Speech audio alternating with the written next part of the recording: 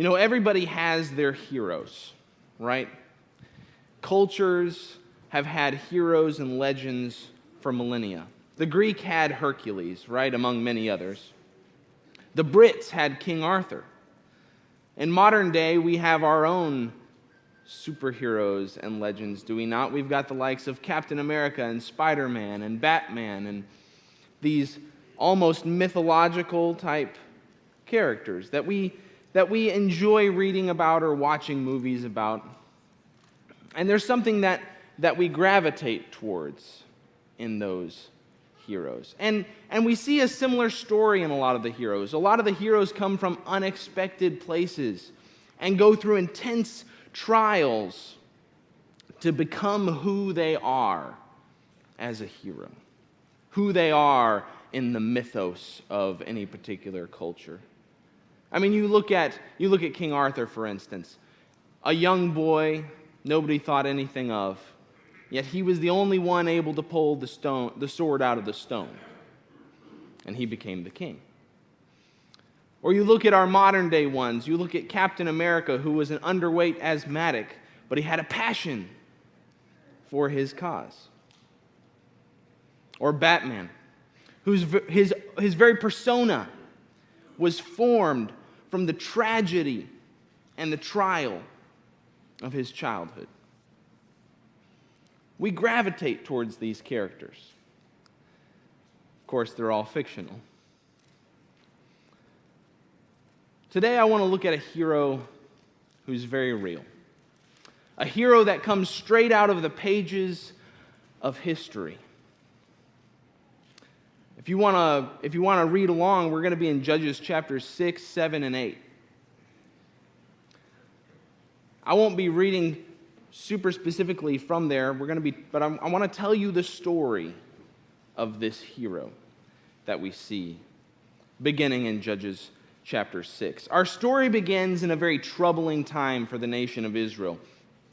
God's people have become so intimidated by the nations surrounding them that are raiding them, are destroying their crops, and hurting them, that they have been driven into the mountains. Many are living in caves and dens. It's a bad time to be an Israelite. And the fact of the matter is, they got to this point being oppressed by the Midianite nation around them because of their own issues and their own troubles. In fact, a lack of leadership, of righteous leadership in the Israelite nation is what has led them to be where they are in Judges chapter 6. Hiding in caves. And it's at this sad point in Israelite history that we're introduced to an unlikely hero. His name is Gideon. Gideon, like the rest of the Israelites, is very afraid of the Midianites. And rightly so. They keep coming in and plundering and destroying their crops. So when we're introduced to him, he's exhibiting that fear.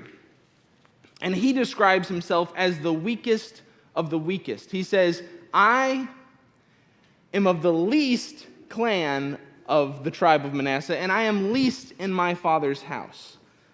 I'm a nobody. That's how Gideon described himself. That's how he saw himself. But he would soon be involved in something very great indeed. There's a turning point in Gideon's life. That turning point is when the Lord comes to him and tells him that he needs to cleanse his father's house of idols. And Gideon is afraid. He's afraid that the wrath of the men of the town will come down on him. But he does it anyway. He and a small group of men go by night and they tear down the idol of Baal and they tear down the worship items in his father's house.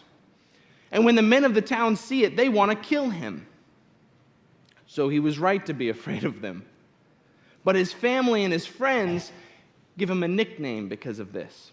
And it's a taunt. It's a taunt of that foreign, that pagan god whose idol he tore down. It says his nickname means, will Baal contend with him? because he had torn down the idol of Baal. And so suddenly, this unlikely hero is active and impressive and acting despite fear.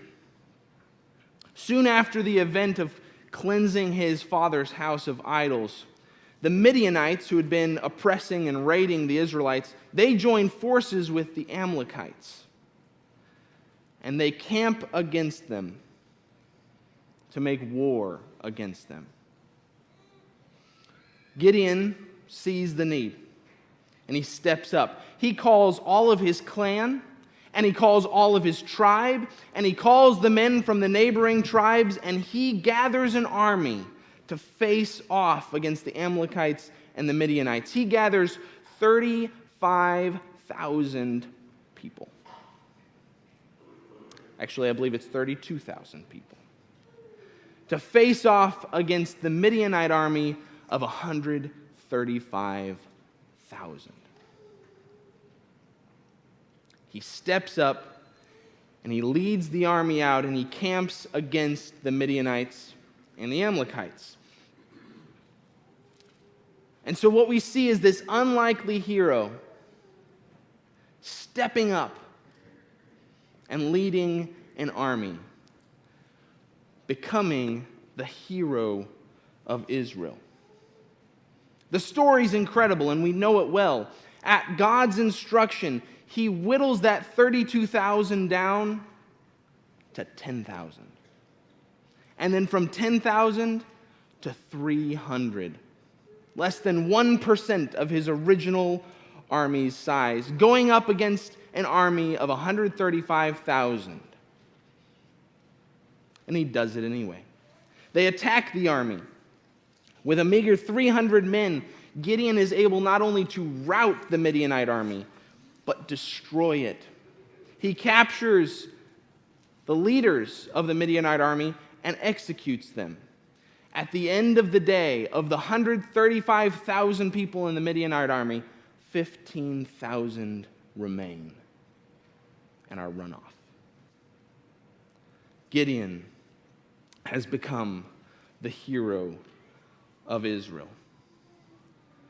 The next scene is not hard to imagine, is it? Cheering, crying, shouting. People lift Gideon up on their shoulders. You can just see it, right? For the Lord and for Gideon, he has saved us. He has saved the Israelite nation. Make him king. And that's what they were saying. As all of this was going on, the men of Israel say, you and your son and your grandson rule over us. They wanted to make him king. But Gideon says no. Gideon says, I will not. The Lord will rule over you. Whew, what a line. What a story. What a hero. Boy, did I wish the story ended there. Don't you? But it doesn't, does it? This hero of Israel, who came from the most unlikely background, who was raised up and defeated the enemies, and he tore down the idols. Soon after this amazing victory, Gideon begins to lose his way. I'm not going to judge his intentions. They may have been good, but he creates a gold ephod. The only other ephod that we have described for us is the breastplate of the priests of the Old Covenant. And it was a way that they could use to determine the will of God. So perhaps Gideon made this in conjunction with saying, the Lord will rule over you. I don't know what his purpose or his intentions were, but however good they may have been, when he created this gold ephod and he set it up, what he ended up doing was creating an idol. an idol that would end up dragging him and his family and the entire nation of Israel back into the very thing that he destroyed. Back into the very same thing that when we saw him called out at the very beginning, he cut down in the middle of the night. It got so bad that by the time Gideon dies, we're told that Israel is just as bad, in just a bad shape as it was when he was called. They're leaderless, they're faithless, and their hearts are full of evil. Such is the story of a fallen hero. And I don't mean a fallen hero in the sense of a soldier who dies in battle. What I mean is a hero who, no matter how good his intentions, makes a 180-degree turn and faces off against his own cause. A hero who falls from a place of glory and honor into a place of shame and ruin. After all, when we think of Gideon, it's hard not to think of his fall. This is a concept we're familiar with. We see it in history, right? We see it throughout the pages of history. We see it in fictional works, this idea of a fallen hero. If I were to pick out a couple of fictional works that it pops out from, I think of Star Wars Episode 3, Revenge of the Sith, when Obi-Wan rightly tells Anakin, "You have become the very thing you swore to destroy."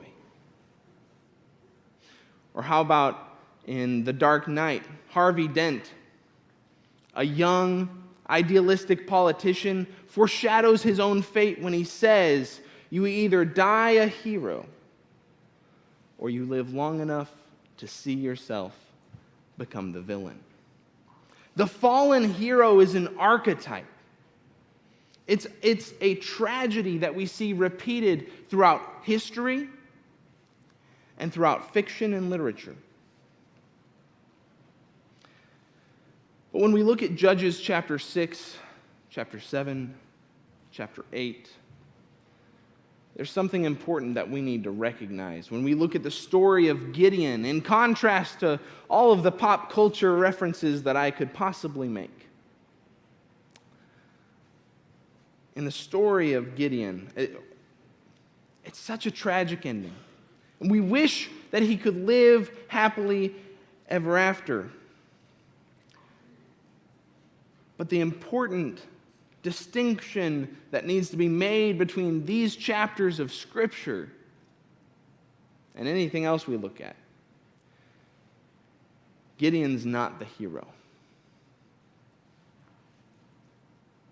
I told you I was going to tell you a story about a hero, but Gideon's not him. The Israelites thought Gideon was the hero. That's why they wanted to make him king. By the end of his life, Gideon might have even been lulled into the idea, deluded into the idea that he was the hero of Israel. And perhaps that's why he fell. But behind the scenes in Judges chapters 6 through 8, the real hero was at work. Turn to Judges chapter 6 if you're not there already. Judges chapter 6 is where we see the unlikely hero. But the thing is that this unlikely hero was chosen by the Lord. Chapter 6, verse 11. Now the angel of the Lord came and sat under the terebinth at Ophrah, which belonged to Joash the Abiezrite, while his son Gideon was beating out wheat in the winepress to hide it from the Midianites. And the angel of the Lord appeared to him and said to him, "The Lord is with you, O mighty man of valor." O mighty man of valor. Skip down to verse 14. And the Lord turned to him and said, "Go in this might of yours and save Israel from the hand of Midian. Do not I send you?" And he said to him, "Please, Lord, how can I save Israel? Behold, my clan is the weakest in Manasseh, and I am least in my father's house." And the Lord said to him, but I will be with you, and you will strike the Midianites as one man. Who was it that saw Gideon and hailed him as a mighty man of valor? Who was it that called Gideon and said that he was going to be the one to save Midian? Who was it that told Gideon, I will be with you, so that you can defeat the Midianites? That was the Lord. That was Jehovah coming and calling this unlikely hero. We saw Gideon going from being the unlikely hero to being the hero of Israel. But here's the thing. He was the hero of Israel only because he was directed by God. If we skip down to verse 25 in Judges chapter 6, that night the Lord said to him, take your father's bull and the second bull, 7 years old, and pull down the altar of Baal that your father has, and cut down the Asherah beside it. Skip down to verse 34. But the Spirit of the Lord clothed Gideon, and he sounded the trumpet, and the Abiezrites were called out to follow him. Skip down to verse 36. Then Gideon said to God, if you will save Israel by my hand, as you have said, behold, I am laying a fleece of wool on the threshing floor. And we know that he asks for those signs. In chapter 7, verse 4, the Lord said to Gideon, the people are still too many. Take them down to the water, and I will test them for you there. And anyone of whom I say to you, this one shall go with you, shall go with you. And anyone whom I say to you, this one shall not go, shall not go. Look at verse 7. The Lord said to Gideon, with the 300 men who lapped, I will save you and give the Midianites into your hand. And let all the others go every man to his home. And skip down to verse 9 there in chapter 7. That same night the Lord said to him, arise, go down against the camp, for I have given it into your hand. But if you are afraid to go down to the camp with Purah your servant, and you will hear what they say, and afterward your hands shall be strengthened to go down against the camp. Who was it that instructed Gideon to tear down the idols of his father's house? Who was it that clothed Gideon in his spirit, calling him, inspiring him to call the people of Manasseh and the surrounding tribes? Who was it that showed Gideon multiple signs saying, I will give you this battle? Who is it that whittled down Gideon's army with absolutely no fear of losing the battle? Who was it that gave the Midianites into Gideon's hand? That was the Lord. That was Jehovah. Gideon was only the hero of Israel because he was directed by God. And it's herein that the real tragedy of the story lies, because Gideon wasn't just saving Israel. He was doing it on God's terms, under God's direction. And that makes his fall all the more tragic. But recognizing that Jehovah is the real hero of this story actually brings hope. Because in the context of Israel, for instance, their deliverance was not dependent on a man, on a weak, fearful, afraid man, or any other human leader. It was on the unfailing hero, God, Jehovah. Their deliverance was in the hands of the omnipotent creator of the universe, not some guy who was threshing wheat in a wine press. And when we look at ourselves today, our salvation, our deliverance is not in the hands of someone who has as many problems and flaws and issues in their life as ourselves. That should give us hope. Just like the Israelites in Gideon's day, our salvation and our deliverance is in the hands of Jesus, the King.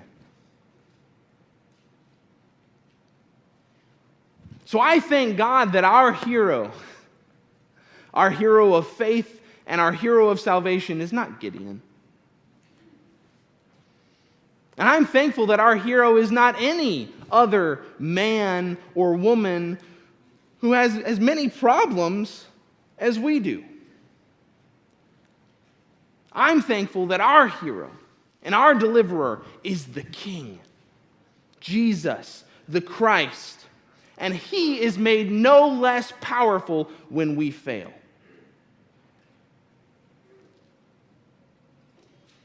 That's what we see in Judges chapter 6 through 8. That's the hero of Israel that we see.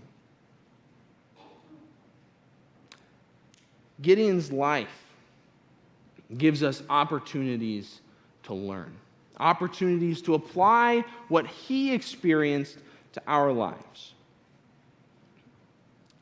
And we can learn that positively from his successes and negatively from his failures. Positively, we see an example in Gideon of trusting God.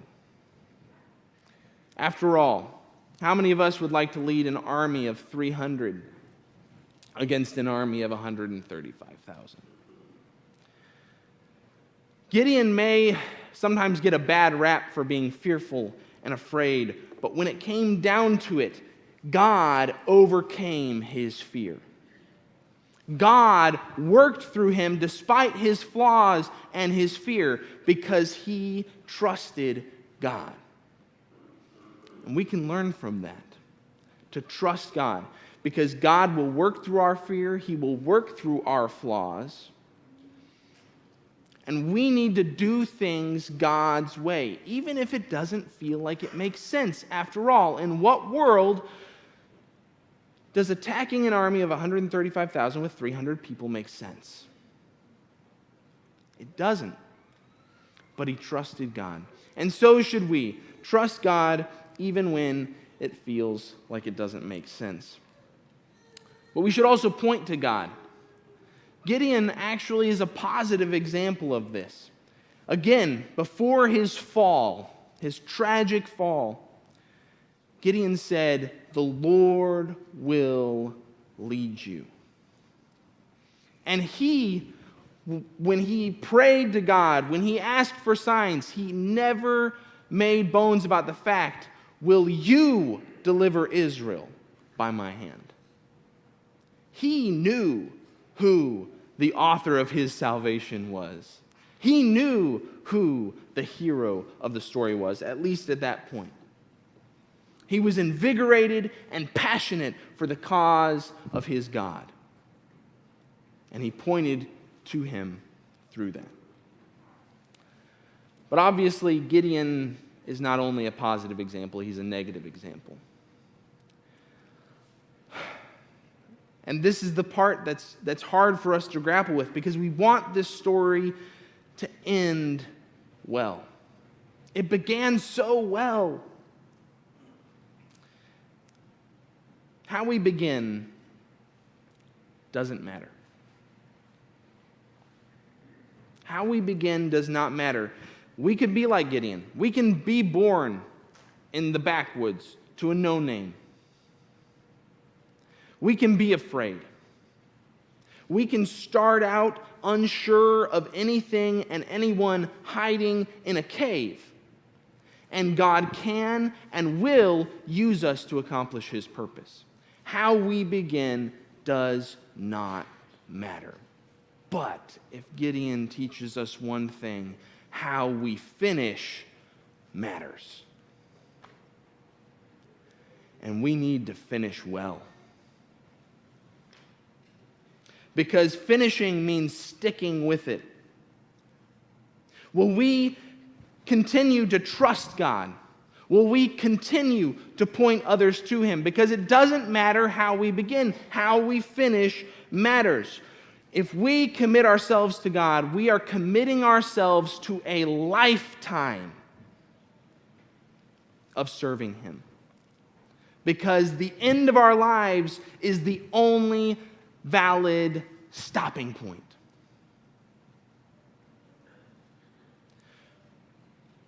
So will we commit ourselves to a lifetime of serving the king, or like Gideon?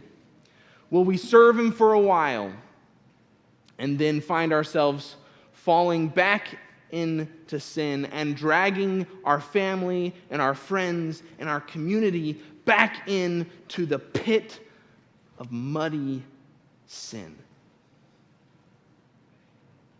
How we finish matters. And so we need to make a choice about how we finish. Because it is a choice. We don't have control over how we begin.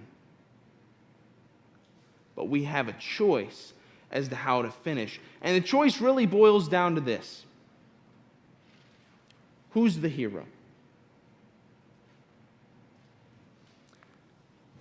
In the story of Gideon, the hero is God. And the fact is, God is the hero. He always has been, and he always will be. God is victorious. He always has been, and he always will be. And so if we want to finish well, the question is, will we join God? Because that is what determines finishing well. You know, there's a kind of a sub-story within Gideon's story. He has some interactions with the tribe of Ephraim and a couple of cities, Succoth and Penuel. And they kind of have opposite problems. Ephraim, when they find out that they didn't get in on the battle, their pride is hurt. And they say, hey, why didn't you let us do more? Why didn't you let us do more of this and take more of the glory and more of the honor? And Gideon ends up taking care of that. But here's the thing about Ephraim's concern. Their concern with pride is foolish when considering that God was the victor. God was the hero. It didn't matter how much or how little Ephraim did, God is the one that allowed for that victory. He was the victorious conqueror, the hero, not them. So their pride in that concern was foolish. But on the flip side, we have the cities of Succoth and Penuel, who, as Gideon is pursuing the armies, he comes across these cities and he asks for help. He asks for assistance. And they, fearing that the Midianites and Amalekites could still win, said, "We will not help you." They had the opposite end of the spectrum issues. Because they, for fear of the enemy, did not help God's people. And that fear was just as foolish as Ephraim's pride when we consider that Gideon and the army pursuing the Midianite and Amalekite army were not the heroes of the story. God was. And God is victorious all the time. So we see this example of these people who didn't make the choice to finish well. They had the opportunity to choose the side of the victor, the eternal victor, and they chose poorly.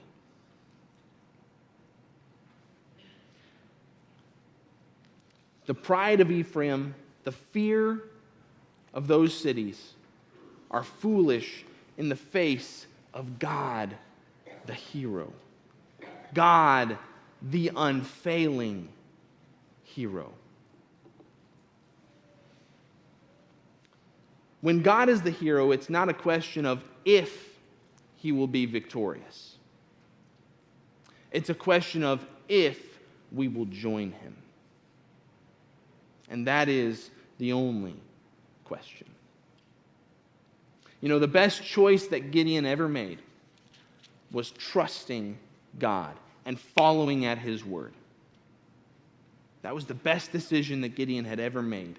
And the worst choice was having done that, having experienced that, turning back to the influence and the power and the riches that people could offer him and trusting in that.